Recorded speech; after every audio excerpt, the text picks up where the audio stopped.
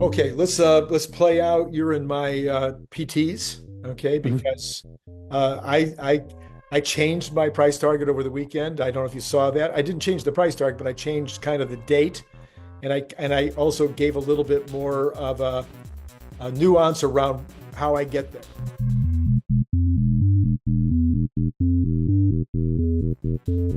So we've already got about 5% of that today. Mhm. So getting to 488 is now 12 points, higher, easier than it was. Yeah. So we only have 188 to go. So, so what I said was, I think 100 points of that will come from FOMO, or $100 of that will come from FOMO between now and the end of the month, or possibly into the month. Maybe it'll take a week or two, but about 100 points will be FOMO or related to the Austin rollout. And the other 100 points would be the macro, as Tesla tends to be about three times the S&P, sometimes three and a half times the S&P, 2 to 3 times the NASDAQ, which is always about 1.5 times the S&P. So on Mhm. percentages, all that in percentages. So Mhm. that if the S&P gets back to all-time highs by the end of the month, then and NASDAQ would probably be close to or at all-time highs, then Tesla would be back to all-time highs. So what do you think of my analysis for between now and May? End of May. Well, You- or end of May into June. Yeah. end of May into June. Yeah. So I think that right, it is dependent upon how strong the signals are. Um, um, Based on my mid-range scenario of how I'm expecting to see, you know, this the China-US tariff thing going into this neutral mode, Mhm. where things have cut back a bit and they're in discussions, and so the heat is off that some.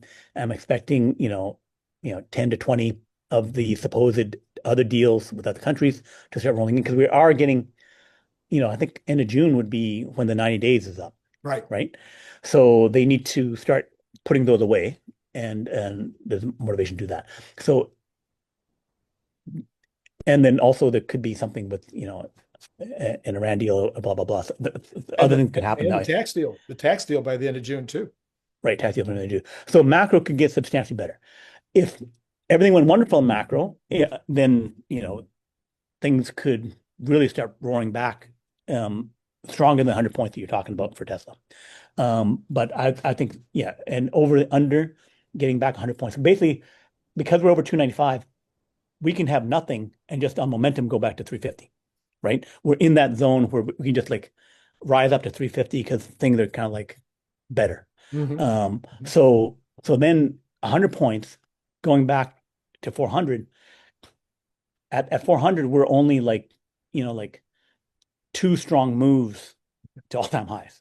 Even like a one really good move to all-time highs. We've been on the verge. It's like, yes, it's like 180 points, but really it's like, 350, 320, 350, 380, and then And then 448. So it's only like five levels in between, right?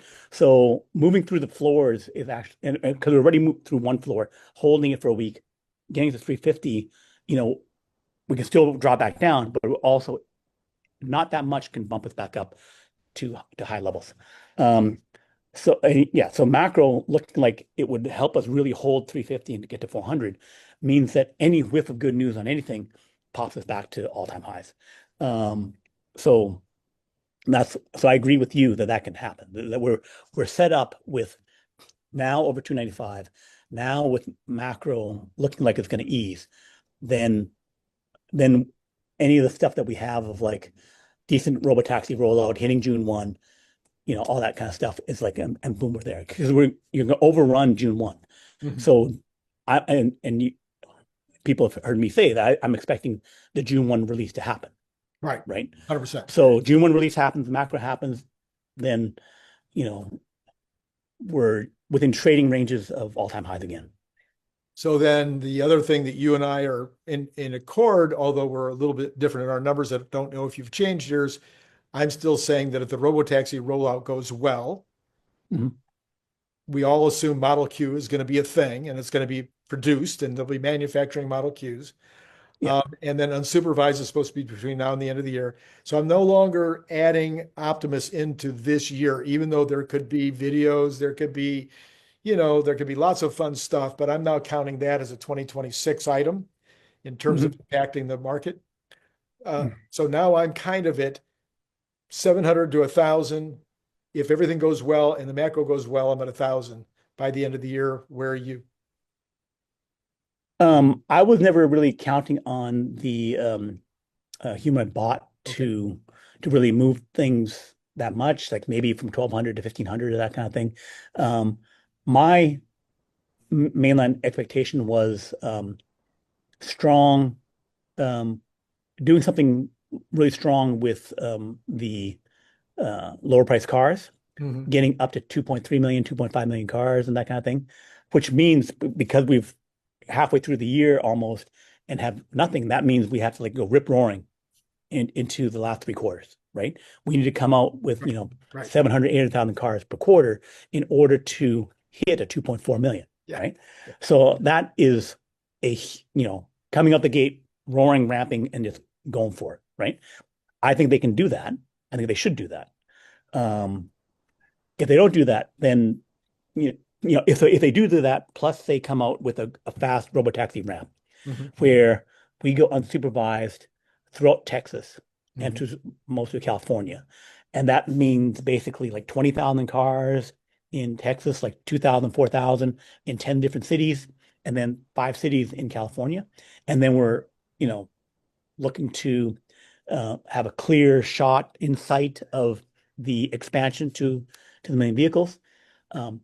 One, I don't see how licensing doesn't happen at that point, right? It just be boggling in my mind. I'm also though confused right now how come licensing has already happened. With that kind of rollout, 20,000, 30,000 cars plus, where we're at 20 times the size or 10 times the size of the rest of the robotaxi world combined, right? We're clearly, at that shaking up of Uber, right? Then, and I'm expecting macro to go decent, then yeah, I'm still we can get over $1,000. We can get $1,000 to $1,200. And it's just, and then trading ranges, like, 1,200 to 1,500, that's only like 20% or something like that. Right. So, and once you're past that level and you got strong earnings, right? Earnings growth. I'm expecting these things to have earnings growth with it, right? Energy earnings growth, a lot of FSD sales, more car sales. The whole thing of like, we're expecting more. Part of the thing is not just the lower price car, but the fact that selling more cars is the only way to get more robotaxis, right? That companies need to load up, Hertz, Uber, if they can't get a deal, they have to buy straight up 100,000 cars, 200,000 cars, right? So that part of sales gone wild with FSD is what moves